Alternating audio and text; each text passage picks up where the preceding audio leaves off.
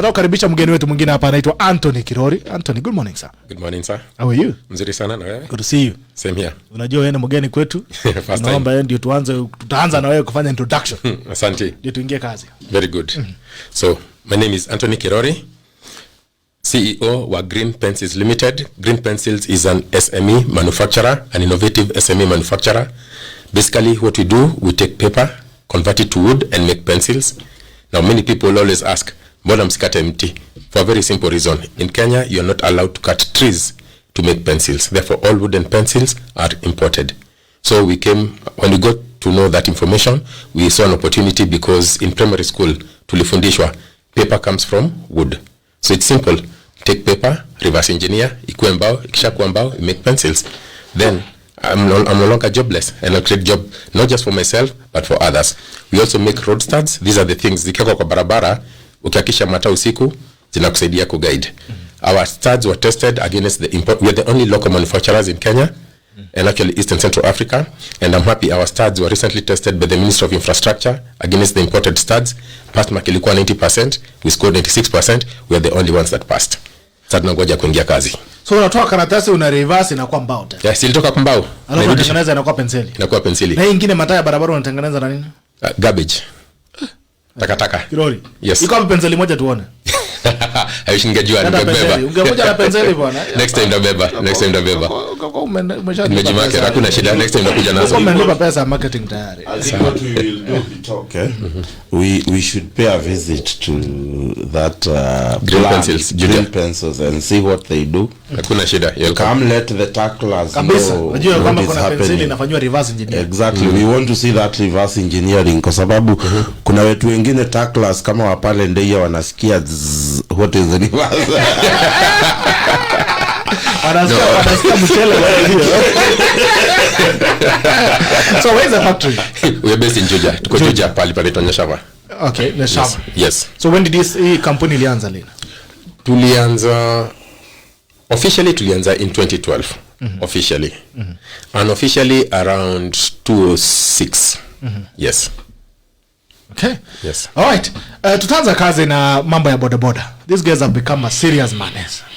Juzi wamechoma sijui gari, sijui juzi wamefunga barabara pale Umoja bypass. These guys are becoming a menace. Mushendu, what do you think about this boda?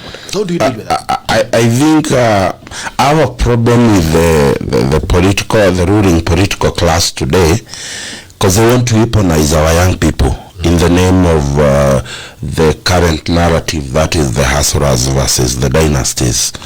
I want to believe the current class war, it is not between the poor and the rich for me. It is between the oppressor and the oppressed. I'll give you an example. We have seen the likes of Kirori industry being taken for a lot of their money. We have seen Kina Humphrey Karaoke, the alcohol magnate in this country, being taken to court only to be found very innocent. These are not poor Kenyans that are being learned by the system. These are Kenyans who have been able to make money of their own. But this ruling class continues to oppress those people who want to make opportunities. And it is unfortunate that it is not the propagators of the hustler nation that are weaponizing this war. It is the proponents of the Kieleweke, or should I say the people currently supporting the government of the day. They want to weaponize. It is not the first time the border people have burned vehicles down. It will not be the first time. But what about the culture? The culture. Let me tell you. Let's even leave the politics out. Yes. The culture of these border guys. I'm telling you, the border guys. Let me give you an example, and I'm giving the Kenyans who are listening to me a tip. One time, I was involved in an accident with a border guy just past Sagana River as I'm heading to Nyeri. The first business you do when you get into a fight with, you get into an accident with a border guy, the first thing I always do is I will always make sure I grab his phone. Maybe put it in my pocket or throw it away.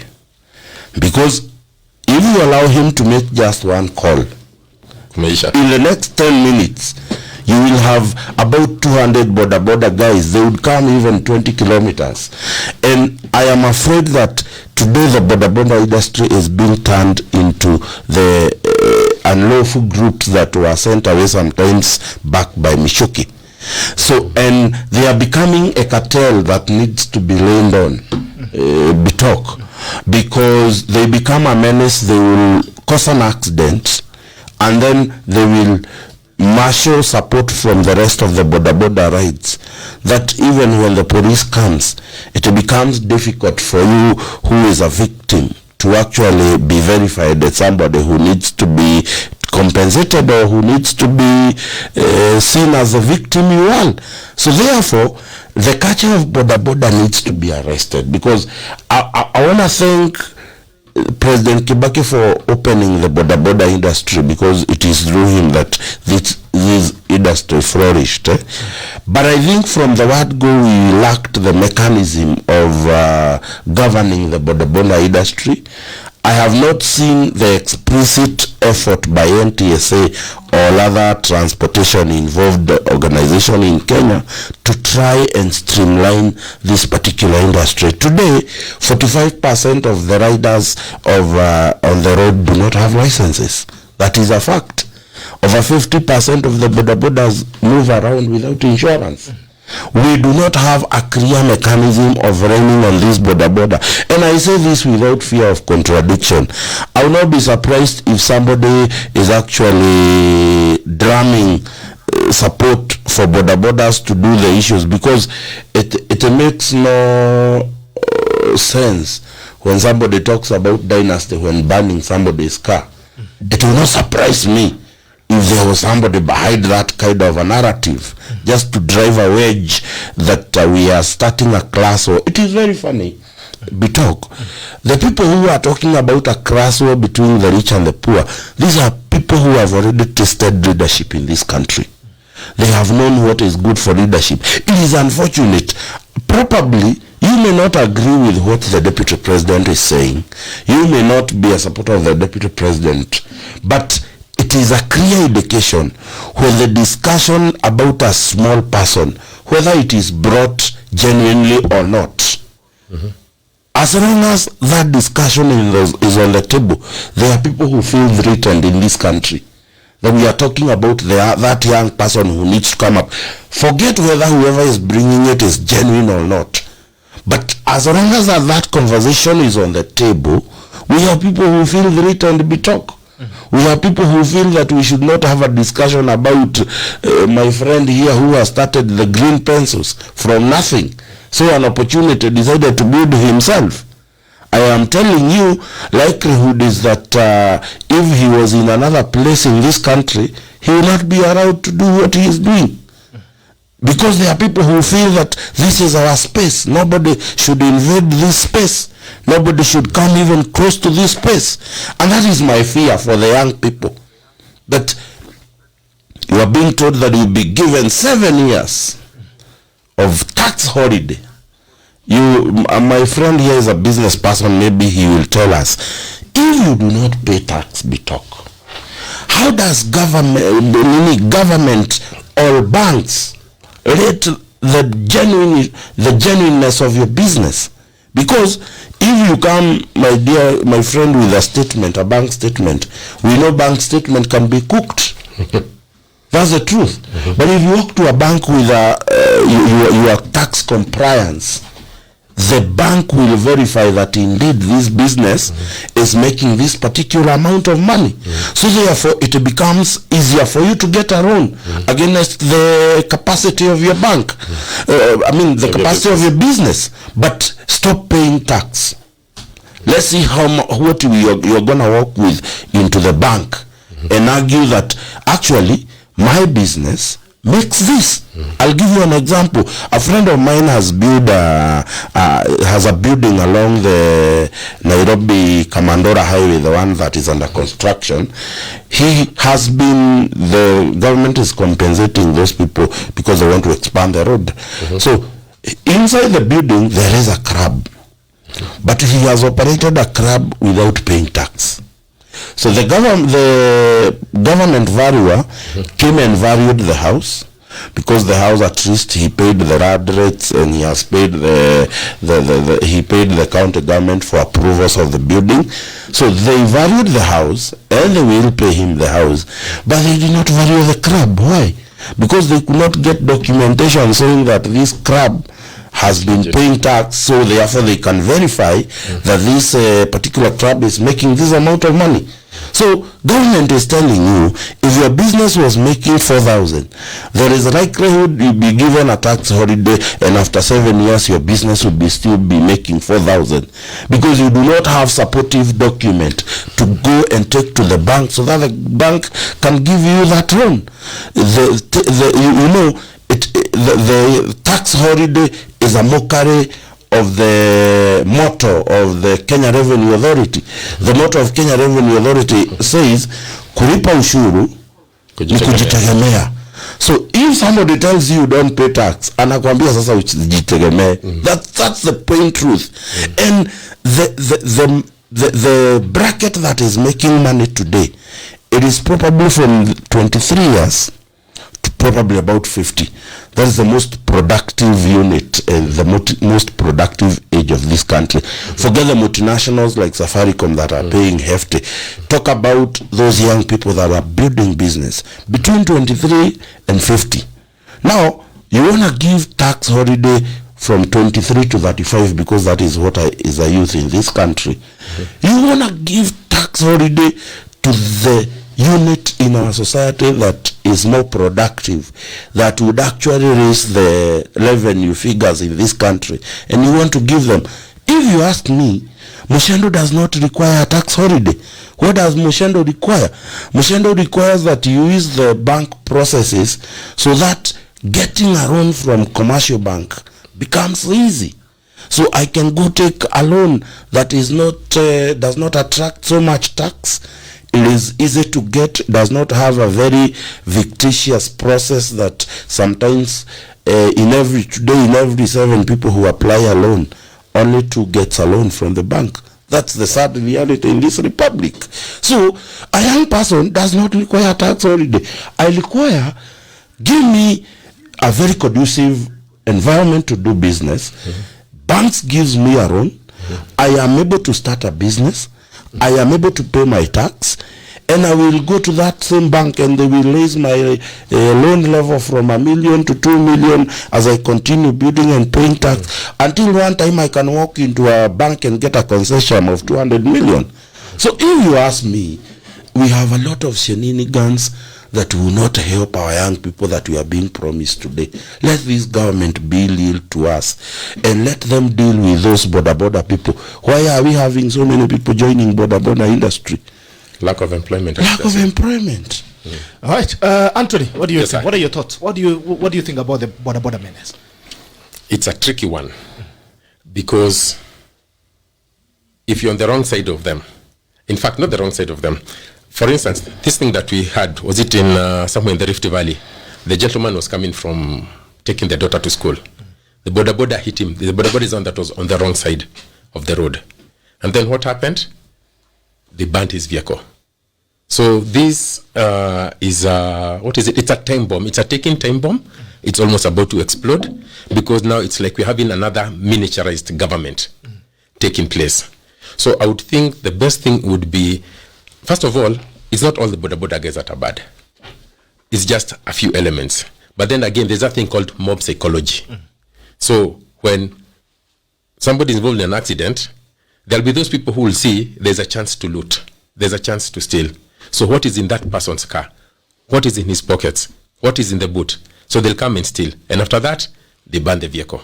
Also to teach the others, mkituona, mnajua sisi ni kama another serikali. Tuogope. This is wrong. The government definitely needs to do something, and I think the easiest would be, there's the border association, there's the motor vehicle association, and of course there's government. They need to come together and find what is a sustainable way forward, because they cannot continue this way. In fact, the border people, if I was a border person, I would tell the rest of the others, as much as possible, let's not attract such kind of attention to ourselves. Because we are creating an atmosphere that is not conducive for our business, because they could reach a point in time whereby there'll be so much out of control and government can just say, manana boda boda, cease. Then what happens? That's not sustainable. So they need to have a way, they need to think through it properly and thoroughly. Yes. So, I mean, how do we then regulate them? Because nobody wants to touch them. Because mtu anajaribu kugoza anaambia 2022 kuna kura. So there's nobody who really want to deal with the border guys. Everybody is trying to be a darling to them. Yes. You know, the government, the local leadership. Nobody is really taking this issue of border guys seriously.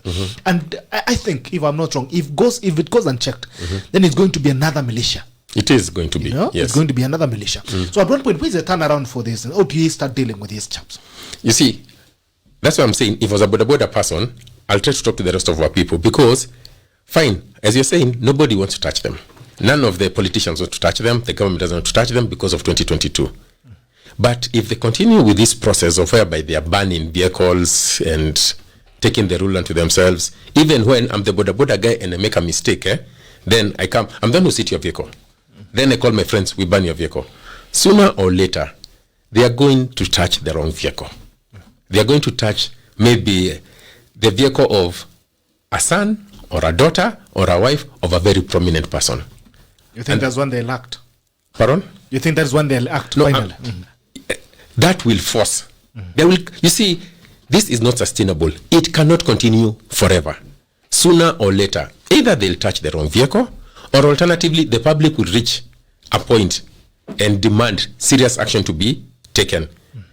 What we need to do, borders are not bad, but we need to think. I'm not in the sector, and I'm not in the government sector, but whoever are involved in terms of regulating, they need to think of a way. They call, a PPP, public-private participation. They need to call all the people on board and then find out what is there, what's the solution there. I believe there is a sustainable solution to this menace. It's just that I've not put my head to it. You just asked me that right now. But I believe we can easily get a sustainable solution that's a win-win to the border person, to the private motorist, and when an accident does happen, there must be a win-win. There must be a solution out of it. Yes. Okay. All right. Acha tusonge kidogo kwa mambo ya America. There was a swearing in yesterday. The outgoing president Trump refused to attend the inauguration. And I think clearly then this is not the only problem we have in Africa. Look like hata iko ngambo pia Europe and every other place. If in America, the oldest democracy, we're still struggling with outgoing presidents accepting defeat, you know. Yesterday Trump, instead of going to the inauguration, decided to go to Florida. Yes. He refused to attend the inauguration. Back here home, to go Bare Paganda Kingdom, Bobi Wine is still under house arrest. I mean, the problems that we're facing in terms of respecting democracy and actually respecting the dignity of leadership is becoming appalling. Not only in Africa, but even outside in other developed countries, for instance, America. I want us to look at both of these cases. Back at home in Africa, Museveni has decided that only death will get him out of power. In America, we have a Trump president that has refused to accept. I saw a note yesterday. Former president. Anasema alikuja akaweka pale kwa desk ya kwamba Biden, you know I want this. You know? What are your thoughts? Then we throw it back to Muchendu on the two cases. Museveni and America issues. This one of Museveni, it's quite tragic. Because from what I read, is that there's a child who had gone to visit Bobi Wine.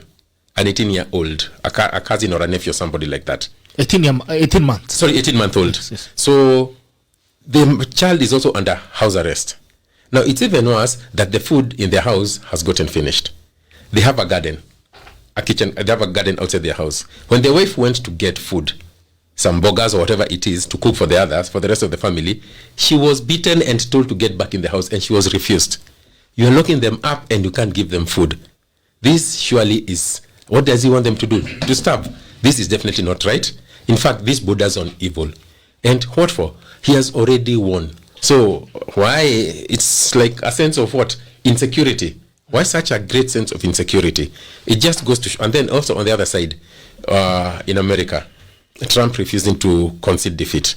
I think it's the fine nature, or is it the raw or the bad nature of us human beings, that you feel entitled When somebody feels entitled, hii kiti ni yangu, si yetu, hii ni yangu, it's now your personal property, then now what is it said? Excessive power corrupts. It says power corrupts. Power corrupts. Absolute power corrupts. Absolutely. Exactly. So I think that's the case whereby one believes I am the president for life, the other believes I cannot be beaten by such a candidate as Biden, and you now let that get into your mind, corrupts the way you are thinking, and then the end results ends up many people lose their lives, you inconvenience people, and fought for anyway. Hii maisha si permanent. We are here for only a blink of a time. The best thing, do the best that you can. Hiyo ingine unachia Mungu. Muchendu. Well, I want to say Kenya finds itself in a very thin line when it comes to the results and what is happening in Uganda. One, Uganda is our leading export market in this republic. If you take Uganda and moved it away from Kenya, Kenyan economy will ultimately crash because we import so much. It is our biggest export market for Kenya. And again, Kenya must be seen to stand for democracy. So therefore, you saw the number of readers congratulating Museveni. You even remember the congratulatory message by State House page was flagged by Facebook as not true. You also saw Mudavadi, you saw Kina Raila Odinga, and everybody congratulating Museveni for his win. This was done out of fear that anything failure of a congratulatory message to Museveni will affect the economy of this country. That is the line under which they used all of them to congratulate Museveni, despite knowing and seeing what was happening directly in Uganda. Because what has happened in Uganda is an epitome of dictatorship at its best. And there was no way you were expecting, after taking Bobby Wine through such a menace over the campaign period, and expect that Museveni will sit and accept that the Electoral Commission will declare Bobby Wine as the winner. You see, this is a problem, and I will probably be on the same quagmire if I was the Kenyan leader. Here is a nation that is throwing democracy under the bridge, and here is a nation called Kenya that does its over 60% of its exports in the marketing, in the African market, to Uganda. So what do? Do I upset Kaguta Museveni and he just decided to cross the border and this country economy comes down? Or do I fight? If I was the leader of this country, I would push an agenda from our international friend so that they can press Uganda to do the needful. Because it's very wrong. This guy became the president, is it 1985? It's 1985. And this is the problem with Africans, is that they stick on leadership. No, let me tell you. I think both Kagame of Rwanda and Yoweri Kaguta of Uganda, both of them have dictator traits, both of them. But there is a very big difference between the two. Kaguta is an oppressor, kind of a dictator, when you have Kagame on the other side being a benevolent dictator who has and is building the economy geared to help Rwanda and is come out of it. So I think as a nation in this republic called Kenya, one, I don't believe we hold the moral authority to lecture Uganda on the outcome of election. I don't think we do. As of now, we do not hold the moral authority to do that. But then again, we cannot just keep quiet and say everything is going on in Uganda. We are raising dictators. In Tanzania today, we only have one opposition MP in the entire parliament. They were crushed by Magufuli. In Rwanda, the same is happening. We are seeing fights in southern Sudan. Look at what is happening in Burundi. The East African community, we are setting a very bad precedent on how people are rising to power.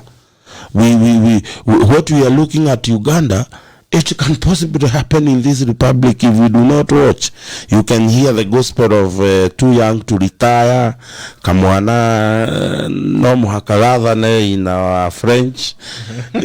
So these are issues that must be addressed categorically, that where are we taking democracy in the sub-Saharan Africa? Because look at the nations of the sub-Saharan Africa, you realize instead of democracy growing, it is going down. Things are happening that are showing that, look at this country, Bitok. Mm-hmm. We have an illegally installed deputy governor in Nairobi. That is a fact truth.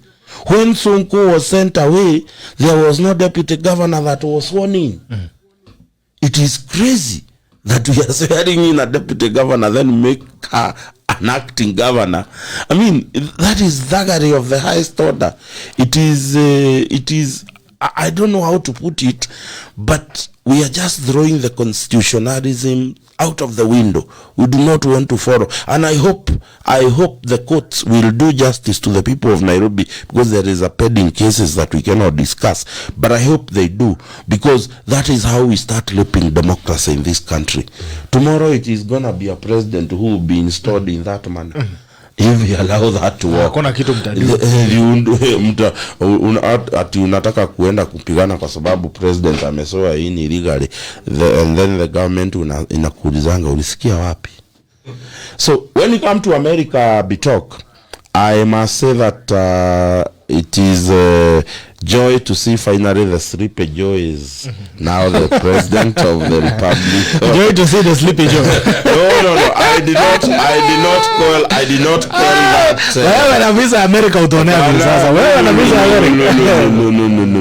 No. I mean, that is something that was started by those people who he met in the Senate those days. That guy was elected, I think, at 27 or 28 years to the United States Senate. And he has been, he was one of the vocal senators fighting for the independence of the Republic of South Africa when Mandela was being prosecuted. He has come a long way to and you know, funny enough is that Joe Biden was not born in Delaware. He actually moved to the state of Delaware. He's the only known politician who worked in Washington and always slept at Delaware. He slept at home using a train every day. And if you look at his track record, the voting pattern in the Senate, you would realize that he has been very consistent on the message. And listening to his inaugural message, one of the biggest responsibility Joe Biden will have in America is to unify the American people, because they are split right across the middle. And he cannot have any reason not to deliver to the American people, because the Democratic Party are now controlling the House of Representatives. If you go to the Senate, the Republican senators are 50. The Democrat senator are 50. And you know, in America, the vice president becomes the president of the Senate. Therefore, she holds the vote to swing the voting.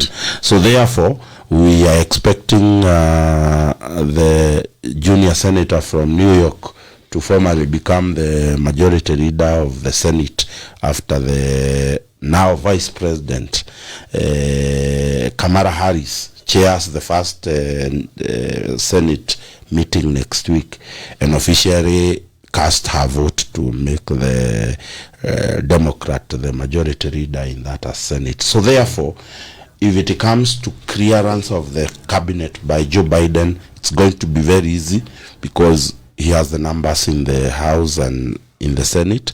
So we are expecting him to unify. The most important thing is to unify and deal with COVID-19. I have a feeling that Joe Biden will only serve for one term. That's my feeling. Probably serve for one term. By the time he is serving that, he will be relatively over 80 years. By the time he is 82 years, when he's doing his final year.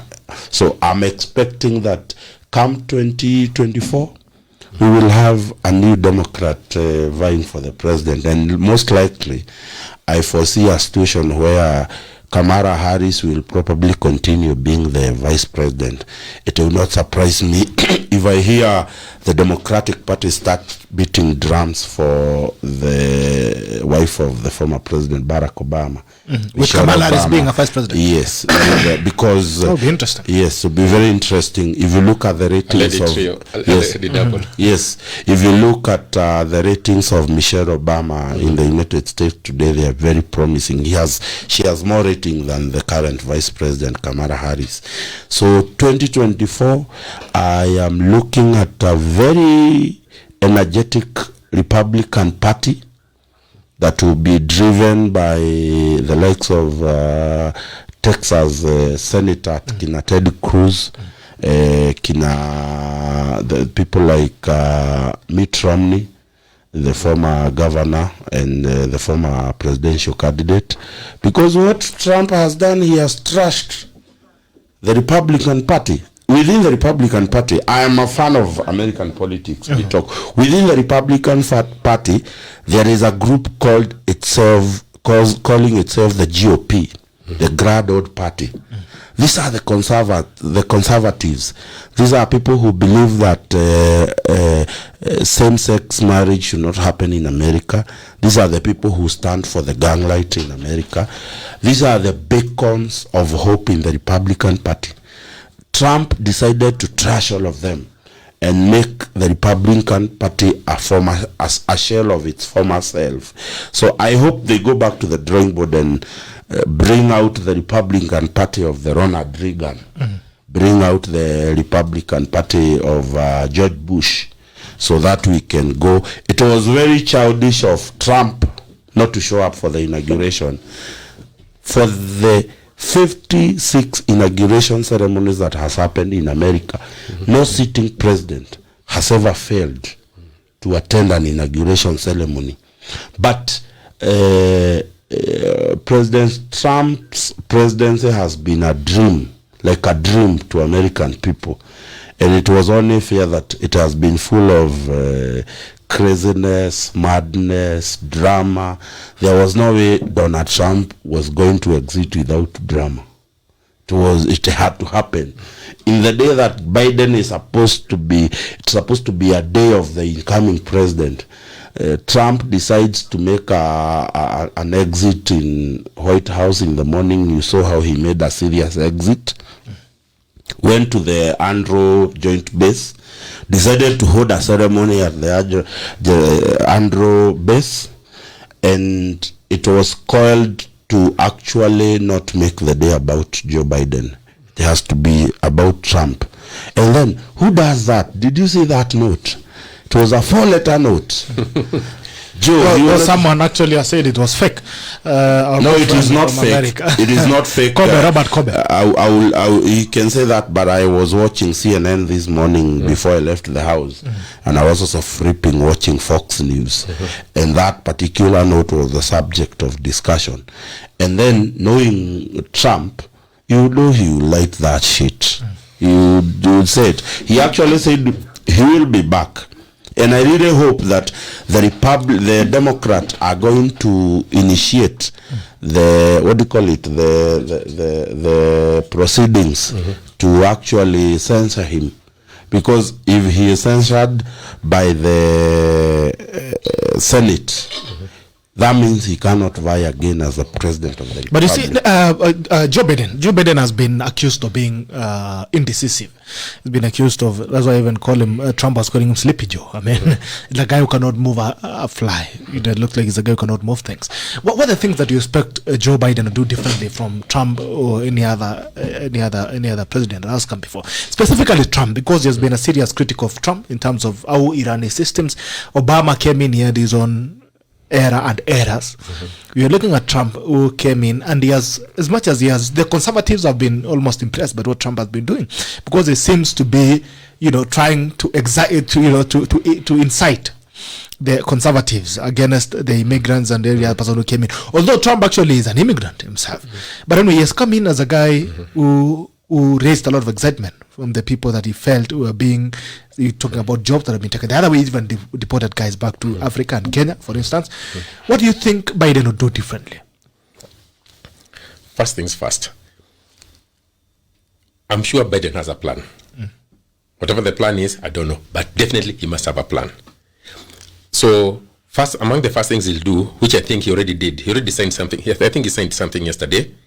Most of the things that Trump did, the executive orders, that are not, that were just, like as part of the movement, or that Biden or the administration will think are not good for the American people, he's definitely going to revoke them. Also, I'm sure Trump had exited the, World Trade Organization. So such kind of things, he's going to make sure that they go back. Also, during Trump's era,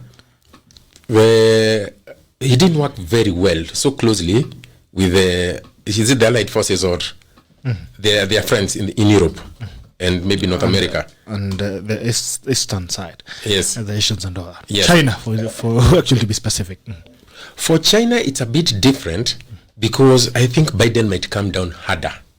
Really? Yes, Biden could come down a bit harder. He's already starting to send signals of friendship to China. There's something. There's this lady that has been appointed. She used to work for FBI. I've forgotten her name. She's taken a very senior position. Is one of the assistant attorney. She'll be one of the assistant attorney general in the Republic of because the Attorney General of America has 3 assistants of various departments. I know that it is. Yes. I'll check. She said that first of all, they need to get down to the bottom of the coronavirus, the COVID-19, the origins. How did it start? So they need to get their intelligence back in order.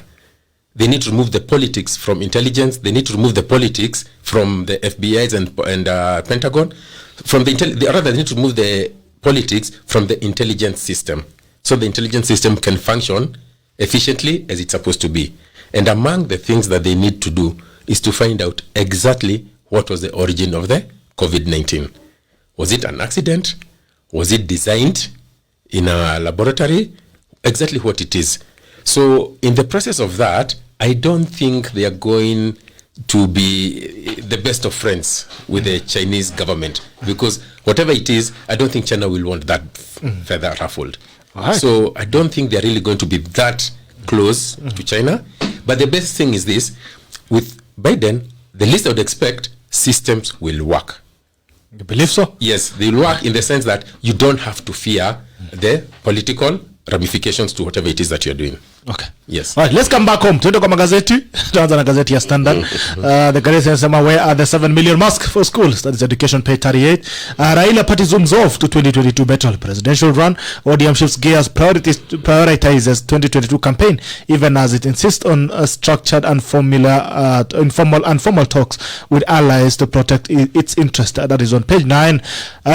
Page 5, page 8. Waiguru's message to Uhuru over BBI.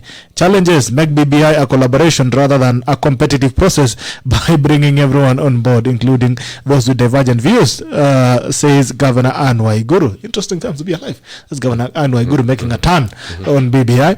The headline is, Enter Biden, outgoes Trump in front of a heavily fortified U.S. Capitol. Joseph Robinette Biden Jr. became the oldest person ever to assume U.S. presidency and has scaled back the feat, largely stripped of its usual pomp and circumstance due to coronavirus and security concerns. That is on page 2, 3, 4, 5, and 6, and 7. I think this has really been largely covered. At this hour, my friend, that is Joe Biden, at this hour, my friend, the democracy has prevailed. Today, we celebrate the triumph not of a candidate, but of a cause. The cause of democracy. The President Joe Biden kiwa pale na madam kando yake. I'm also seeing let me see, I think we've lost the Standard, but let's look at the People Daily. Biden's promise, change of guard of Obama's former deputy becomes the 46th president of the United States, declaring that democracy has prevailed and that he would serve all Americans equally as he takes the helm of a deeply divided nation and inherited a pile of crises in a ceremony boycotted by his predecessor. That is Joe Biden. Ameona majabu. Joe Biden is sworn in as the 46th president US by Supreme Court Chief Justice John Roberts yesterday at the US Capitol in Washington. Inside, Vice President Kamala Harris takes a halt. All right. I also saw Obama really showed up with Michelle Obama with a lot of clout and pomp. Page 6, Trump, that is President pardons dozens in his final hours at the and departs White House hours to Biden's inauguration. That is, I will be back, says this Trump. Anasema atarudi. Sijui atarudi namna gani. You know that guy is a hilarious guy. He was trying to pardon himself from the possible impeachment. I mean, it's like I always find it as usurping justice. It is like here when you see people like Bitok here can realize that the police is looking for him and instruct his lawyers to get a bail. What do you call it? There is a word they use that you're getting a bail, a bail because you know anticipatory bail. Yes. That is usurping justice. Why are you being given that opportunity first? That is what Trump was trying to do. He has pardoned people who do not deserve the pardon. He was trying to actually piece of the people who are coming back to government. And I find that once you're pardoned by the president of the United States, you can never be prosecuted on the same issue again, ever. So I would say that wale watu, unajua kuna wakati President Kenyatta came to Kiambu and our governor then Waitito was doing the introduction and he was telling the people he was introducing the president, dokiogeithia president nakugeithia president takoria charity, like shaking the hand of the president is like winning a charity event. So I would say to those people who are pardoned by Trump, mekura charity bana, go out there and change. Go out there and change. You probably Trump did not even know you, but he just wanted to piss some people off and decided to actually pardon you. If you are pardoned and you did not deserve it, go out there, change, be a better person. I will also want to say, Bitok, when you hear people like Trump trashing people like Joseph R. Biden, that is someone with an impeccable record. You know, the current crime bill that is being used in the US that was passed in 1994, propagated by the government of Bill Clinton. He was a champion of that particular crime bill that is able to tame crime up to today in America. When it comes to justice system, Joe R. Biden has a very good track record of dealing with that. I also want to support what you have said, that I have no doubt in my mind that the America of Joe Biden will decisively deal with China. That one I have no doubt in my mind. China has not only threatened the security of America, it has actually dealt a blow to the American economy. One of the strongest point of any Democratic Party government in America, it is how they deal with the economy. So as part of dealing with China, they will also deal with a lot of trade deals that Trump has trashed.